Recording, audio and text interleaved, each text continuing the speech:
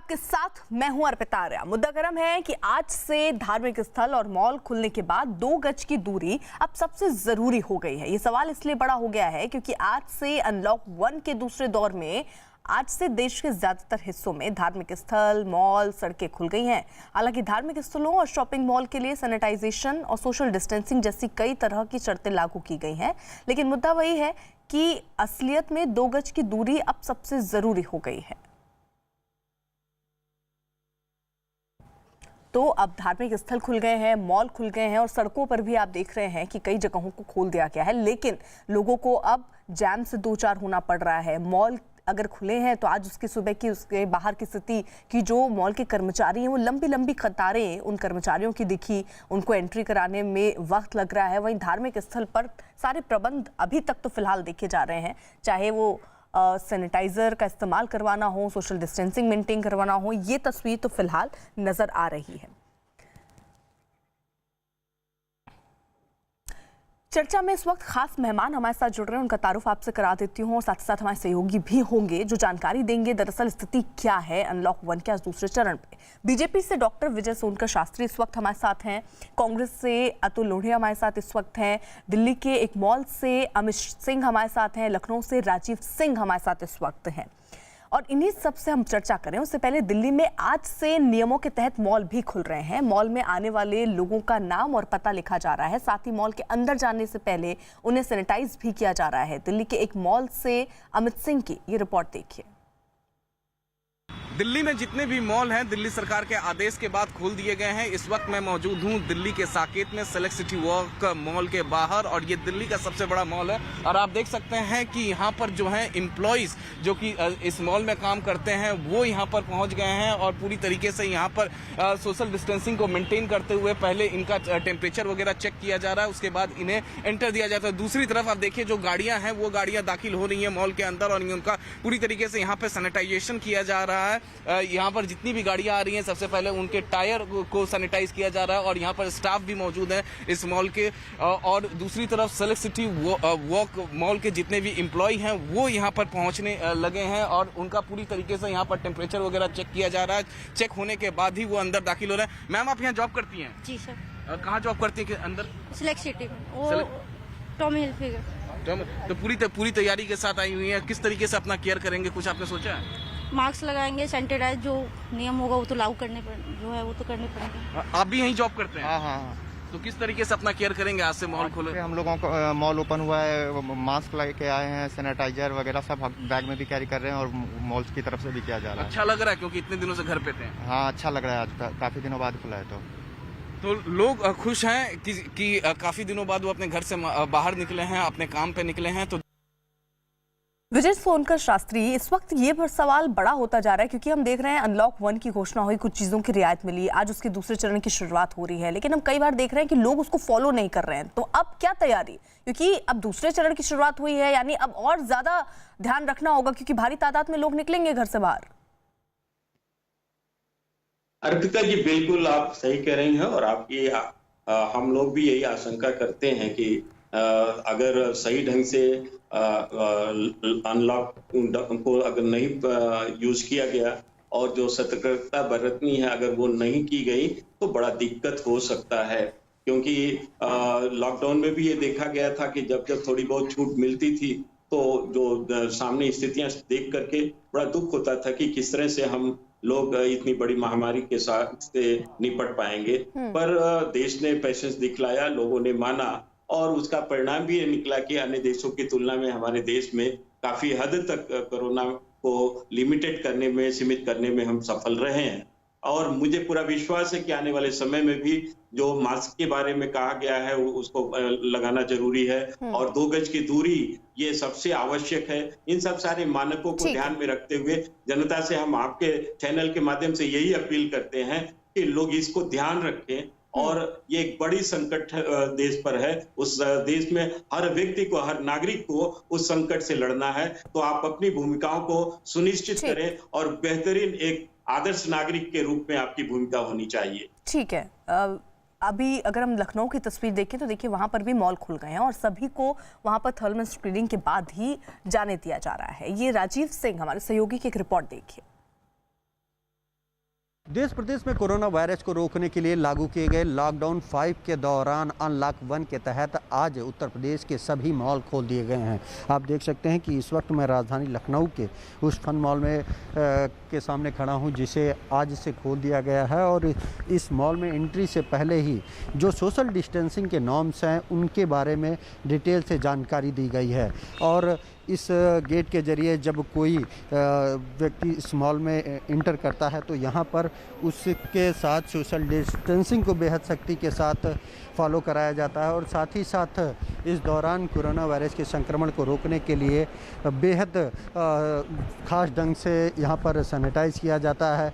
और प्रॉपर जो सरकार की गाइडलाइंस हैं उनके तहत सबसे पहले मॉल्स में आने वाले व्यक्ति को इसके ज़रिए अपने हाथों को सैनिटाइज करना पड़ता है। और फिर आप देख सकते हैं कि ये एक प्लेस बनाया गया है जहाँ पर खड़े होने के बाद इस थर्मल स्कैनर से आपको स्कैन किया जाता है कि आपका बॉडी टेम्परेचर कितना है। और निर्धारित मानक के बाद अगर आपका बॉडी टेम्परेचर जो है वो सही है तब आपको इस मॉल में एंट्री दी जाती है। राजीव इस वक्त हमारे साथ जुड़े हुए हैं, जिनकी रिपोर्ट आप अभी देख रहे थे। राजीव, हम आपकी रिपोर्ट देख रहे थे कि वहां पर तमाम इंतजाम किए गए हैं, जो लोग पहुंचेंगे एहतियाती वो कदम उठाए जाएं ताकि इस संक्रमण को रोका जा सके। क्या वहां पर लोग पहुंचना शुरू हो गए हैं? क्योंकि लोगों के जागरूक होने की भी बहुत ज़रूरत है। मास्क लगाकर पहुंचें, सोशल डिस्टेंसिंग का खुद से ख्याल रखें। कुछ वैसी तस्वीर दिख रही है राजीव?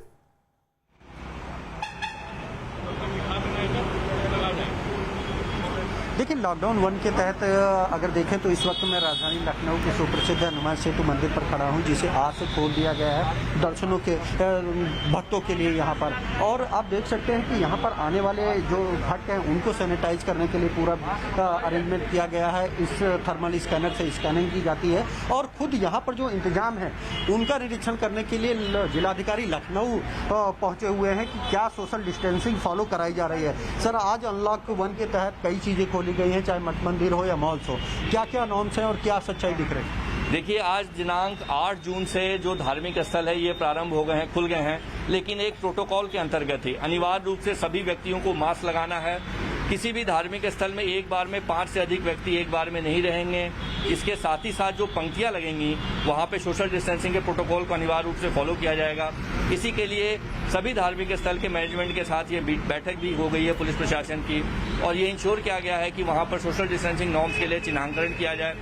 सभी व्यक्तियों को मास्क अनिवार्य रूप से लगाना है, किसी भी चीज का स्पर्श नहीं करना, कहीं टच नहीं करना है, और थर्मल स्क्रीनिंग हर जगह अनिवार्य रूप से सुनिश्चित कराई जा रही है। तो जैसा कि आपने सुना, ये थे लखनऊ के जिलाधिकारी, जिनका साफ कहना है चाहे वो मठ मंदिर हो या फिर मॉल्स हो या रेस्टोरेंट, वहां पर इसी सब के साथ अनुमति दी गई है कि ठीक है राजीव, मैं आ रही हूँ। दरअसल अब अगर हम भोपाल की तस्वीर देखें, भोपाल में मॉल खुलने से पहले पूजा पाठ भी किया गया है। मनोज शर्मा की रिपोर्ट देख लेते हैं। 2.5 महीने के लंबे इंतजार के बाद भोपाल के डीबी मॉल में आप देख रहे हैं ये सामने पूजा हो रही है, और पूजा करके जिस तरह से एक तरह से गृह प्रवेश होता है, ये नया गृह प्रवेश है। आज चूंकि एक लंबे वक्त के बाद डीबी मॉल खुल रहा है, सरकार की जो नई गाइडलाइन आई है उसके मुताबिक उस गाइडलाइन को पालन करते हुए ये डीबी मॉल खुल रहा है। और यहाँ पर बाकायदा पंडित जी पूजा कर रहे हैं, और डीबी मॉल के जो पूरी सुरक्षा के प्रभारी हैं, इंचार्ज हैं, वो यहाँ पर पूजा कर रहे हैं। और पूजा करने का मकसद सिर्फ यही है कि कोरोना जैसी महामारी के इस मुश्किल दौर में मॉल में अब कोई नई विपत्ति, कोई नई जैसे कहते हैं दिक्कत सामने ना आए। इस मकसद के साथ बाकायदा यहाँ पर पूजा की जा रही है। तो जो पंडित जी हैं वो पूजा कर रहे हैं। पंडित जी, इस पूजा में जो आपकी पूजा हो चुकी है, मतलब ये पूजा किस तरह से गृह प्रवेश जैसी? यहाँ ये इतने दिनों बाद ये कोरोना का जो प्रभाव हुआ है उसको दूर करने के लिए देवताओं को अपने आह्वान करके पूजन किए, जिससे कि हमारे ये काम निर्विरोध संपन्न रहे। फिलहाल आप भोपाल के डीबी मॉल का नज़ारा आप देख रहे हैं। 2.5 महीने के लंबे इंतजार के बाद पूरे सुरक्षा इंतजामों के साथ, सारे कोरोना के एहतियात के साथ आज से खुल रहा है भोपाल का डीबी मॉल। दरअसल आज से कई जगहों पर रास्ते भी खुल गए हैं, लेकिन दिल्ली को नोएडा से जोड़ने वाले डीएनडी पर लोगों को आज भी नोएडा जाने में दिक्कतें आ रही हैं। उधर मुंबई अहमदाबाद हाईवे पर भी भारी ट्रैफिक की वजह से जैम जैसे हालात बन गए हैं। तो ये 2 तस्वीरें दिल्ली यूपी बॉर्डर पर आप देख रहे हैं डीएनडी पे, वहां पर भी आपको जैम जैसे हालात दिख रहे होंगे। और ऐसी ही कुछ तस्वीर मुंबई अहमदाबाद रोड पर भी आपको दिख रही होगी, वहां पर भी लोग जैम से 2-4 हो रहे हैं।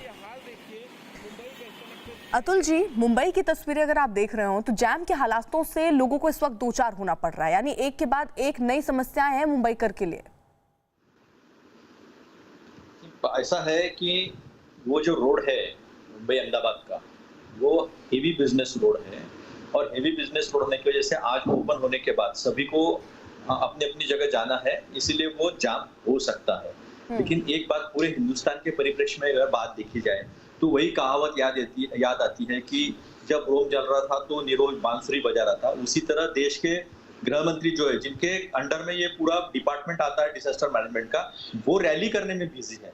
वो देश के इलाकों में क्या क्या हो रहा है और किस तरह से उसके ऊपर निजात मिलानी हासिल करनी चाहिए, उसे मुख्यमंत्रियों से किस तरह से बात करनी चाहिए, आपदा मंत्रियों से किस तरह से बात करनी चाहिए, किस तरह से प्रबंधन करना चाहिए, इससे उनको कोई सरोकार नहीं है, इससे कोई लेना देना नहीं है। वो लगे अपनी रैली करने में। उनके लिए चुनाव बहुत महत्वपूर्ण है। ये हंसी बताती है सुनकर शास्त्री जी की, हंसी बताती है कितना कंसर्न है उनको लोगों के जान से, कितना उनको लेना देना है लोगों से। ये पता चलता है आदरणीय गृह मंत्री के बारे में ये कही है, इससे इनके दिल में जो कटुता उनके प्रति है वो साफ झलक रही है। और कटुता होनी भी चाहिए, कोई कटुता नहीं है, ये लोग इस तरह के ये लोग नहीं आप बोल रहे थे, मैंने कुछ नहीं बोला। मैं आप मेरी बात सुनने की कोशिश करिए, आप जवाब दीजिएगा। पिताजी इनको जरूर अवसर दीजिएगा, हम भी कह रहे हैं कि ये जवाब देंगे। आप गलत बात न करें। नहीं, आप गलत बात अब आप लोग अगर परेशान होते हैं तो बोलने देना बंद कर देते हैं। आपके पास मुद्दा नहीं रहता है तो आप लोग शोरगुल करते हैं। देखिए, उस रैली को अगर देखा जाए, पिताजी उस रैली को ही देखा जाए तो उसमें उन्होंने पूरे देश से आह्वान किया उनके लिए चुनाव ज्यादा इंपॉर्टेंट है। बस जनता के जानो माल का आप अपने राहुल गांधी जी को समझाइएगा, हमको मत समझाइए। नहीं, पर्सनल अटैक मत कीजिए, मुद्दे पर जवाब दीजिए भाई। एक सेकंड अतुल जी, एक सेकंड समझा सकते हैं या आप अपने नेता को जो कहना चाहिए। नहीं, विजय सोनकर शास्त्री, उस रैली में रैली में उन्होंने जिस तरह से जिसकी जिम्मेदारी है वो पूरे देश के लिए उनके बारे में सावधानी रखा।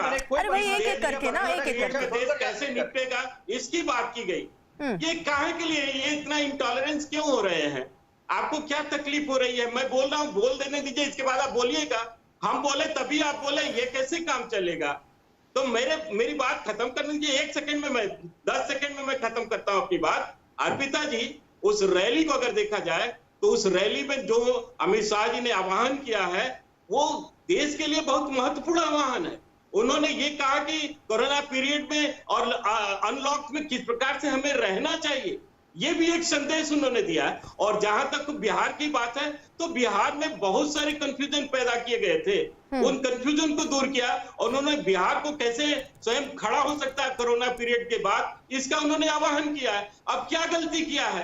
ठीक है, ये महाराष्ट्र के बारे में भी वो कह सकते हैं कि महाराष्ट्र को भी कैसे खड़ा किया जाए। नहीं, विजय सोनकर शास्त्री, मेरा एक छोटा सा सवाल, आप जनता से जुड़ा हुआ, कोई प्रिकॉशन ठीक है, अर्थव्यवस्था को गति देनी थी। विजय सोनकर शास्त्री, एक सेकेंड, ठीक है, अर्थव्यवस्था को गति देना बहुत जरूरी, क्योंकि हर टाइम के लिए लॉकडाउन हम नहीं रख सकते, हमेशा लॉकडाउन नहीं रह सकता। ठीक है, वही आप कर भी रहे हैं, लेकिन क्या जो ये आंकड़े बढ़ रहे हैं, 2,56,000 जो आंकड़े हो गए, विजय सोनकर शास्त्री सवाल सुन लीजिए, जो 2,50,000 ये आंकड़े हो गए हैं, ये चिंता में डाल रहे हैं आपको? मतलब एक आम नागरिक के तौर पर मैं तो चिंतित हूं। बिल्कुल अर्पिता जी, अगर टॉप 15 देशों की तुलना किया जाए, उनका डेटा लिया जाए तो 14 देशों की आबादी 137 करोड़ है और केवल भारत में 135 करोड़ लोग रहते हैं। अगर देखा जाए 14 देशों की क्या हालात रही है, वहां पर करीब 4 लाख से 60 लाख से ज्यादा लोग बीमार पड़े हैं और मौतें जो हुई हैं वो 4 लाख के लगभग मौतें हुई हैं। लेकिन 135 करोड़ के भारत में जिस प्रकार से कोरोना का गति रहा है, उसमें मैं मानता हूं कि दुर्भाग्यपूर्ण मौतें हुई हैं, लेकिन 6,000 केवल मौतें हुई हैं। तो हम इस तरह से केवल तो नहीं लगा सकते ना विजय सोनकर शास्त्री, केवल नहीं लगा सकते। एक मौत भी बहुत ज्यादा है, यहाँ तो 7,000 के करीब मौत हो गई है। ठीक है, एक सेकेंड, मैं जरा अमित का रुख कर लूं जल्दी से, फिर मैं आ रही हूँ। अतुल जी भी कुछ बोलना चाह रहे हैं। अतुल जी मैं आ रही हूँ, बस अमित का रुख कर लेती हूँ। अमित, आप शायद मॉल के बाहर खड़े हैं इस वक्त, क्योंकि आज से खुल गए हैं कई जगहों पर मॉल और मंदिर और धार्मिक स्थल। क्या स्थिति आप देख रहे हैं आज? जी बिल्कुल अर्पिता, मैं आपको सीधी तस्वीरें दिखाता हूँ। इस वक्त मैं सिलेक्ट सिटी वर्क मॉल के अंदर मौजूद हूँ और यहाँ पर देखिए जो दुकानें हैं वो खुल गई हैं। लगातार जो है यहाँ पर सबसे पहले सैनिटाइजेशन का काम यहाँ पर हुआ। सैनिटाइजेशन के काम के बाद यहाँ पर ये मॉल खुल गया और लोग जो हैं लोग अपने घरों से बाहर निकले हैं खरीदारी करने के लिए। वो ज़्यादा तादाद में नहीं निकले हैं, फिर भी लोग निकले हैं। यहाँ पर देखेंगे आपकी लिफ्ट से कुछ लोग नीचे उतर रहे हैं तो कुछ दुकानों में खरीदारी कर रहे हैं। सीधे हम इनसे बातचीत करते हैं किस तरीके की तैयारी है। ये आप आज कितने दिनों बाद घर से बाहर निकले हो मॉल में खरीदारी करने के लिए? खरीदारी नहीं, मैं स्टाफ हूँ यहाँ का। अच्छा, आप स्टाफ हैं यहाँ पे? आप भी स्टाफ हैं यहाँ? जी सर। तो ये फिलहाल स्टाफ हैं यहाँ के, आप भी स्टाफ हैं? हाँ, तो और भी यहाँ पर हैं। आपको यहाँ पर तस्वीरें देखिए। एक और तस्वीर आपको दिखाना चाहूँगा अर्पिता, किस तरीके से आज मॉल खुलने के बाद जो दिल्ली पुलिस के जो आला अधिकारी हैं, तस्वीरों में आप देख सकते हैं कि आला अधिकारी जो है वो यहाँ पहुंचे हैं। वो देख रहे हैं कि यहाँ पर सोशल डिस्टेंसिंग को मेंटेन किया जा रहा है कि नहीं। हम उन अधिकारियों से बातचीत करने की कोशिश करेंगे अर्पिता। और कुछ एम्प्लॉइज कुछ लोग भी यहाँ पर पहुंचे हुए हैं खरीदारी करने के लिए। इनसे हम बात करने की कोशिश करेंगे। मैम, आप खरीदारी करने के लिए पहुंची हैं? जी। तो क्या ले रही हैं आप? इतने दिनों तकरीबन 2.5 महीने बाद मॉल खुला है। मुझे स्किन केयर लेना था, कॉस्मेटिक्स जो बाहर मार्केट में नहीं मिलते हैं। ओनली कुछ ब्रांड्स हैं जो इन्हीं मॉल्स में मिलते हैं, वही लेने आए। तो कुछ ब्रांड्स हैं जो केवल उनके जो सामान है वो केवल यही मॉल्स में मिलता है। देखिए, दरअसल पटना की स्थिति भी देख लेते हैं। पटना में भी आज से मॉल खुल गए हैं। चंद्रमोहन ने पटना से एक रिपोर्ट भेजी, जल्दी से उसे देख लेते हैं। तो ये पटना और अमित जिस तरीके से तस्वीर दिखा रहे थे, ये सब जगहों की दरअसल स्थिति है जो हम आपको तस्वीरों के माध्यम से भी दिखा रहे हैं। जगह जगह पर हमारे रिपोर्टर हैं। पटना से क्या रिपोर्ट दिखा रहे हैं, जरा ये रिपोर्ट देखते हैं। आज से शॉपिंग मॉल खुल गए हैं और यह तस्वीर पटना के सबसे बड़े मॉल P&M का है, जहां पर सोशल डिस्टेंसिंग का खास ख्याल रखा जा रहा है। तस्वीरों में भी आप साफ तौर पर देख सकते हैं 6-6 फीट की दूरी पर यह पोस्टर लगाया गया है जिसमें लिखा गया है प्लीज स्टैंड हियर, और फिर 6 फीट की दूरी पर दूसरा पोस्टर लगाया गया है और इसी के हिसाब से जो भी मॉल में पहुंचने वाले लोग हैं उनको खड़ा होना है। और तस्वीरों में भी आप साफ तौर पर देख सकते हैं सोशल डिस्टेंसिंग का खास ख्याल रखा जा रहा है और जो भी मॉल में पहुंच रहे हैं उनको पहले सैनिटाइज किया जा रहा है, थर्मल स्क्रीनिंग किया जा रहा है और उसके बाद मॉल में एंट्री हो रही है। तो ये पटना की तस्वीर आपने देख ली। जल्दी से अभिषेक पांडे हमारे सहयोगी, उनका रुख कर लेते हैं। मुंबई से इस वक्त वो जुड़े हुए हैं। अभिषेक, वहां पर क्या तस्वीर?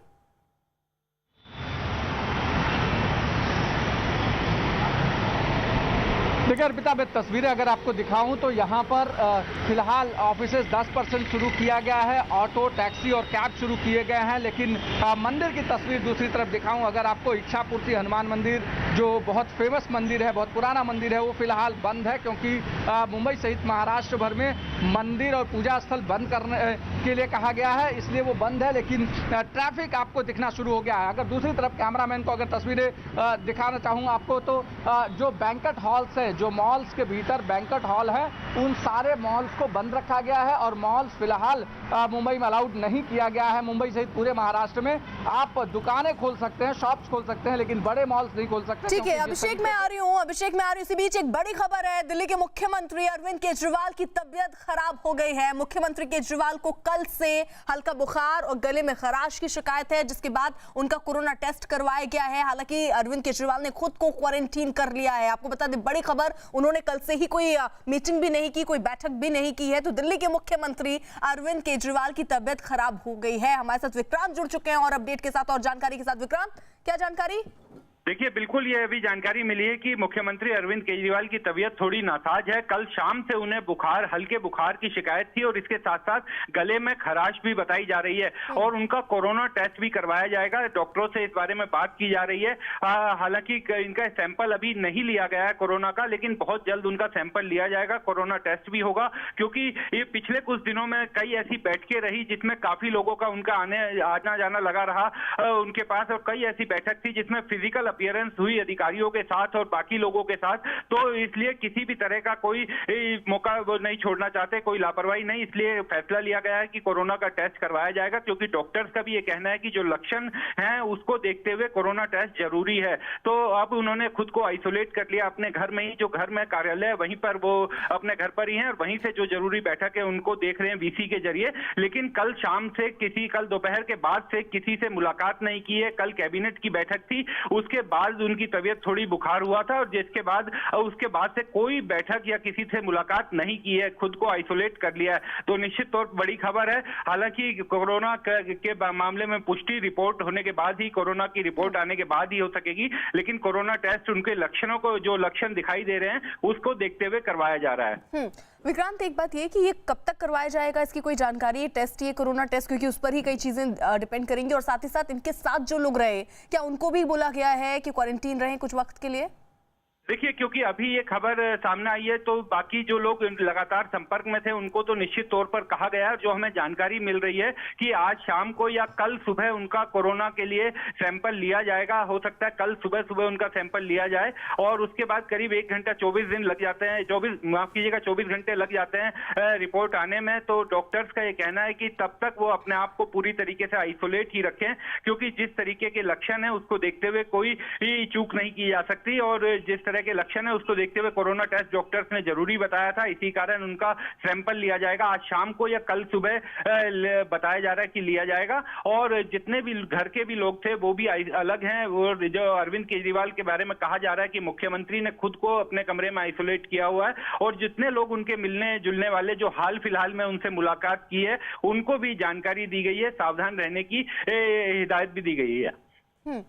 विक्रांत, क्या ये जो बुखार की जिक्र हो रहा है, ये कल शाम से ही उनको ये बुखार आया?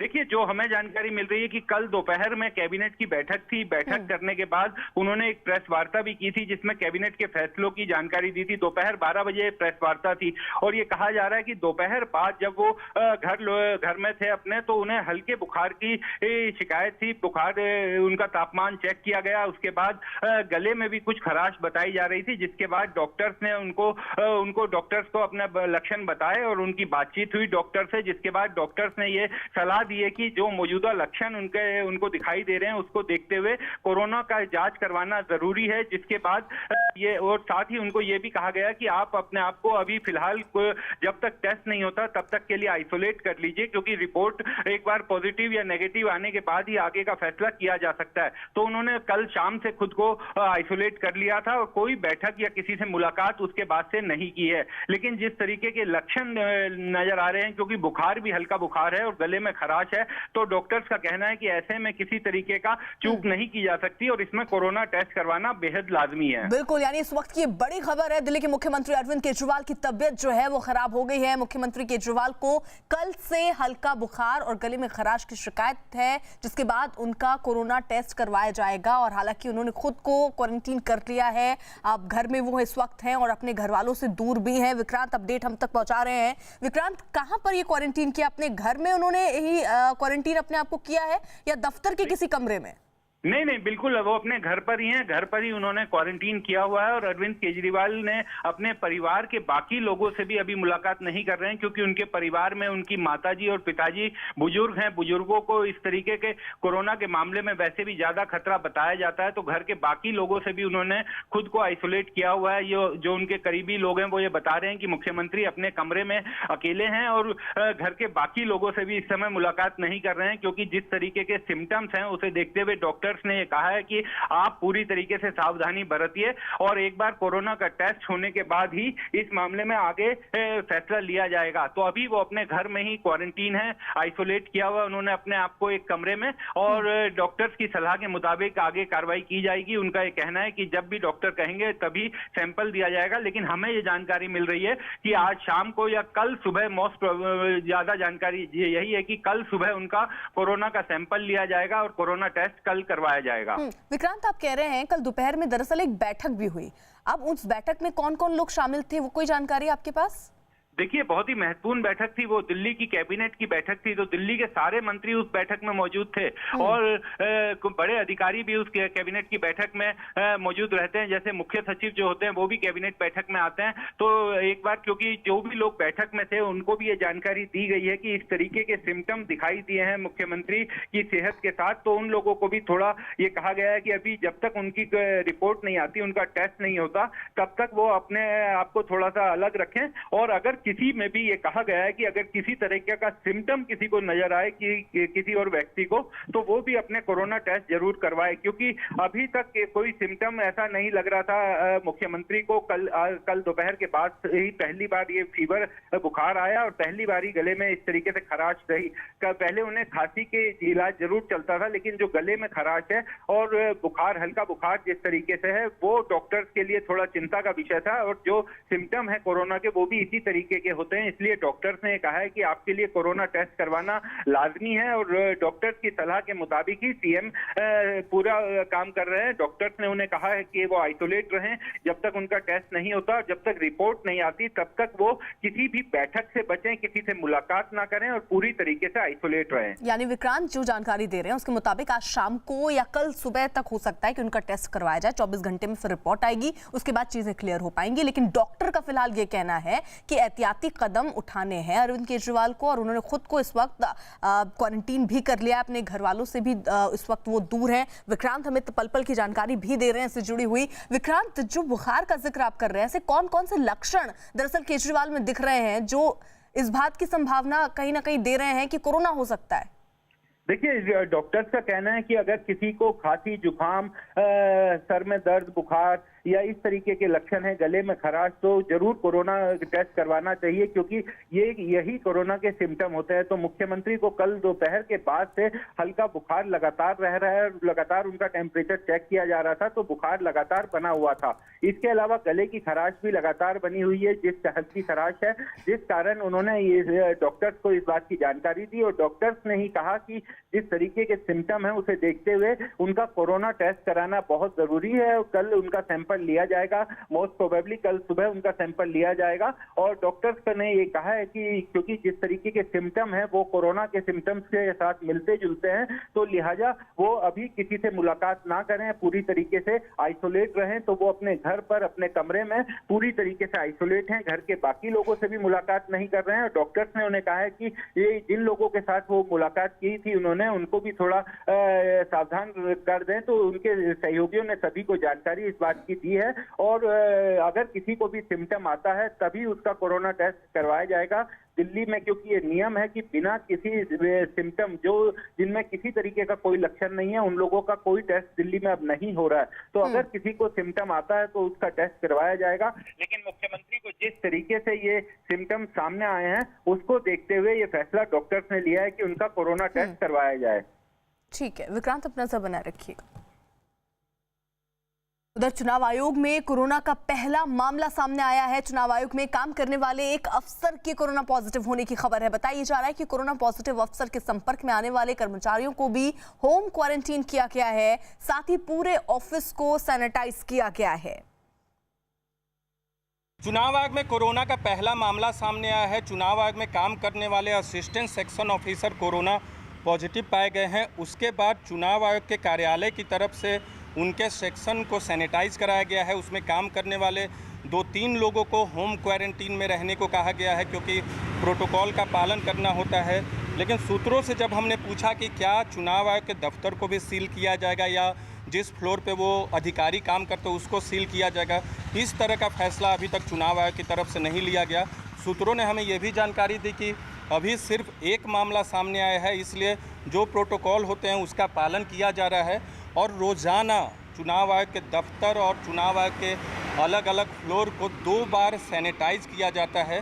लेकिन अब तक कोरोना का मामला चुनाव आयोग में सामने नहीं आया था, लेकिन अब एक मामला सामने आ चुका है। तो जो अंदर काम करने वाले अधिकारी और कर्मचारी हैं वो सहमे हुए ज़रूर हैं, क्योंकि दिल्ली में कोरोना के मामले लगातार बढ़ रहे हैं।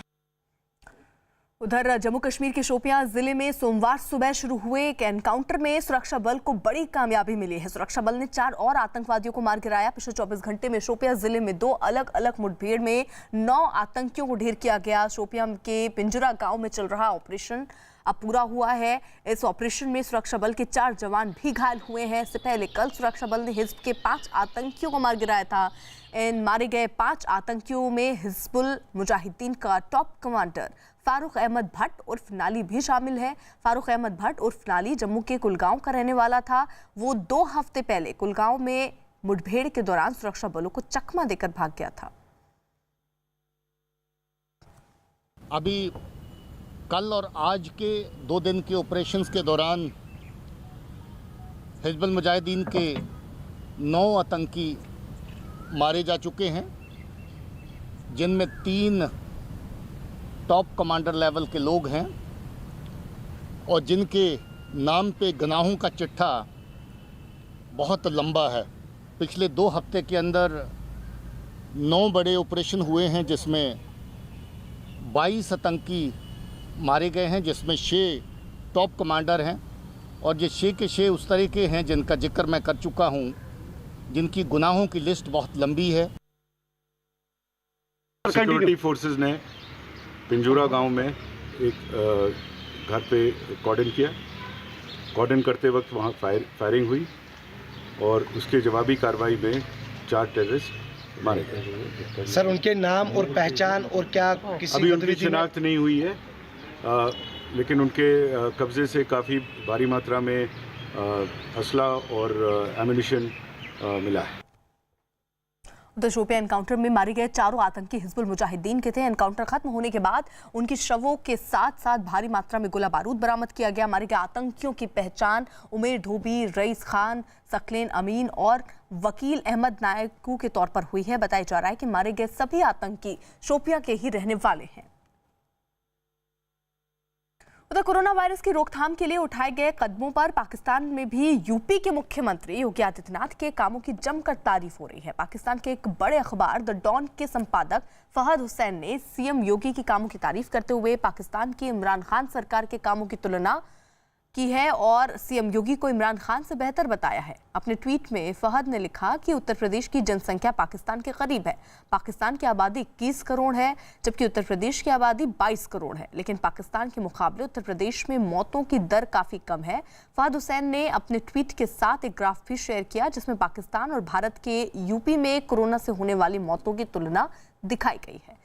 फहद हुसैन ने लिखा कि यूपी के सीएम योगी आदित्यनाथ ने कड़ाई से लॉकडाउन का पालन कराया, लेकिन पाकिस्तान में ये नहीं हो सका, जिसका नतीजा है कि पाकिस्तान में संक्रमण और मौतों की दर ज्यादा है, जबकि उत्तर प्रदेश में कम है।